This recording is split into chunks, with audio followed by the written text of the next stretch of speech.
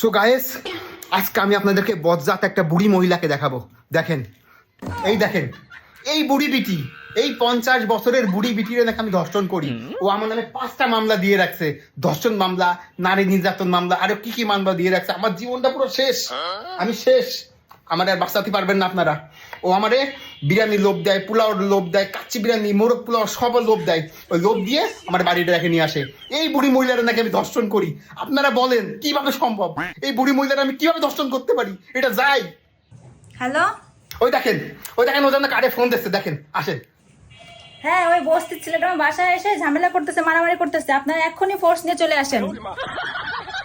হ্যাঁ, 602 নাম্বার বাড়ি। আরে ভাই, 602 নাম্বার বাড়ি চলে আসেন না, ঝামেলা করতেছে তো। হ্যাঁ আসেন। ওই দেখেন, আমি বলে ঝামেলা করি। এই বস্তির বিটি, আর তুই তোর বাড়ি তুই ডাকছিস কেন আমারে? তুই ডাকছিস কেন আমারে তোর বাড়ি?